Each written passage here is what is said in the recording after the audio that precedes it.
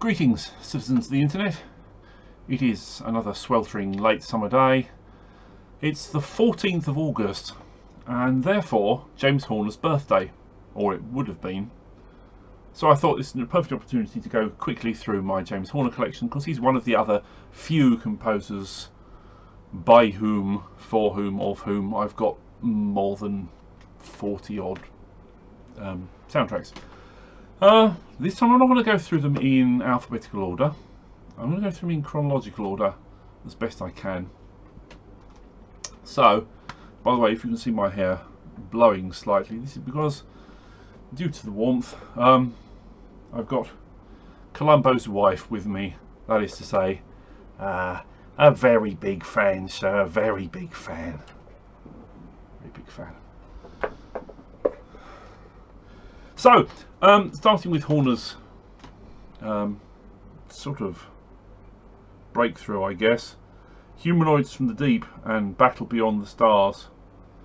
This was a nice, much later GNP Crescendo release of those. And making Battle Beyond the Stars pretty much led to him getting the gig for Star Trek. Wrath of Khan there. At this point I should point out there are a lot of James Horner scores that have had recent expanded re-releases. I confess I have got almost none of the expanded re-releases, so sue me. No, don't. I think I've got one, and I've got another one on order that I'm waiting for. So most of the time it's just the originals. So for Star Trek 2 Wrath of Khan, I've just got the original. That's a GNP Crescendo as well. Okay, that's an expansion. That's a La La Land. It's Krull, which is great. Then, shown this before, Brainstorm, when I was doing my Varese and associated other labels. So obviously that's a TER. And then we get Star Trek 3, so it's for Spock, also just the original release on GNP. After that, okay, Cocoon, that's an Intrada expansion. And Aliens, just the original.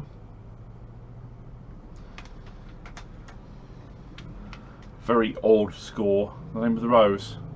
Yes, I appear to have a German release on Taildeck, so Der Name der Rose.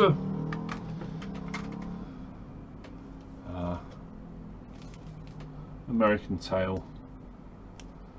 That's the original on vinyl. And that's the Intrada expansion.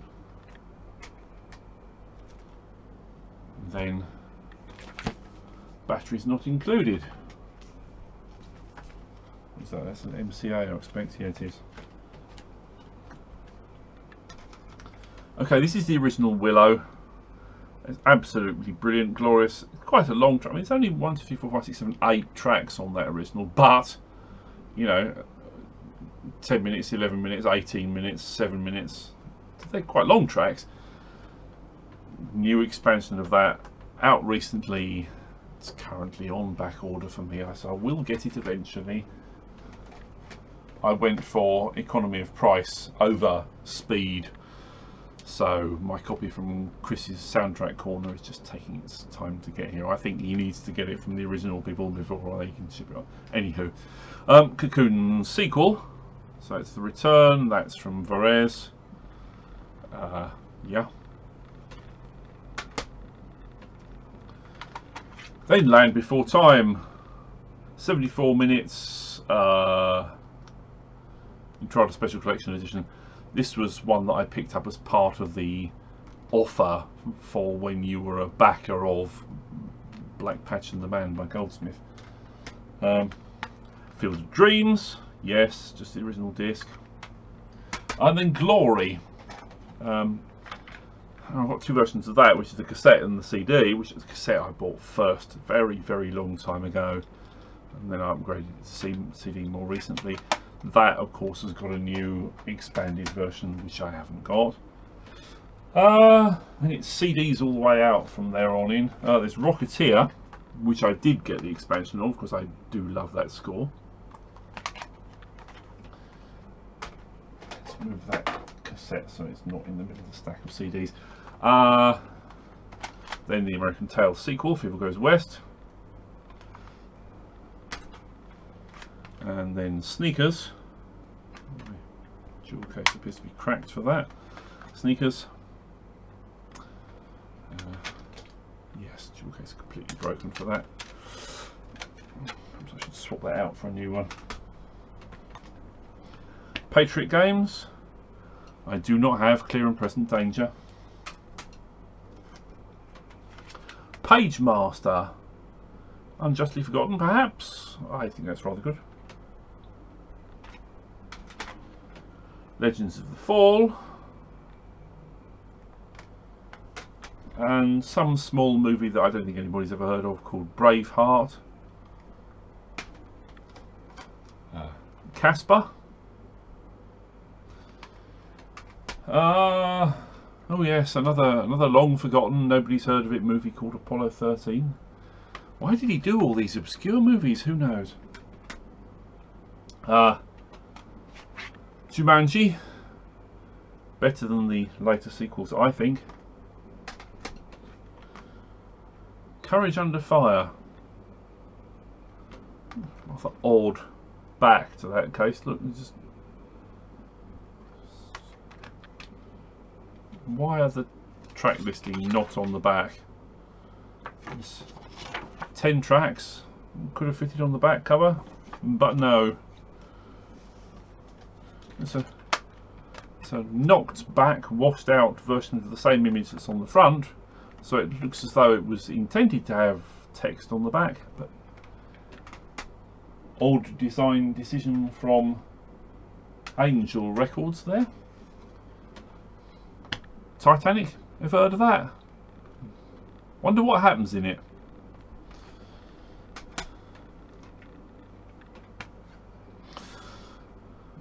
One of two Meteor movies from the same year, Deep Impact.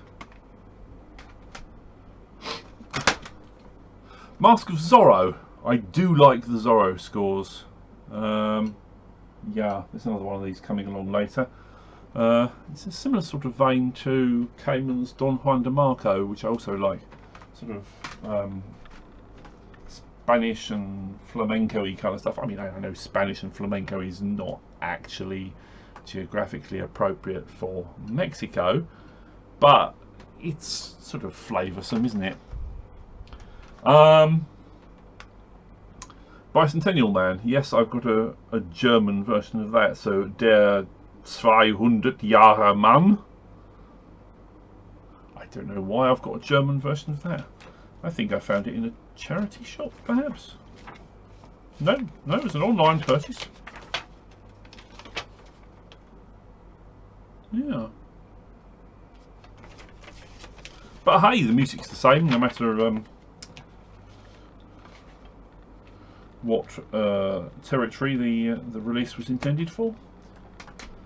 And The Perfect Storm. Very good stuff, that. Enemy at the Gates. I must confess it's a long time since I heard that, played that, so I really can't remember anything about it. Beautiful Mind, that's much beloved of the radio stations. Tinkly piano stuff, and Charlotte Church's ethereal vocals. I'm getting towards the latter part of his career now. Wind Talkers, Nick Cage film. The Missing, another one that I confess I haven't played for a long time and can't remember anything about. Troy. Am I right that this was a kind of very late last minute replacement? I have got a digital download somewhere of Gabriel Yared's version, which is different but also good. There's your other Zorro score. Still a good one. Apocalypto.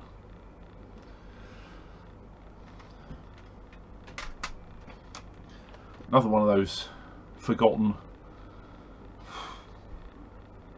Must have sunk without trace, that one, I don't know. I mean, whatever would come of a film with papyrus lettering for the title.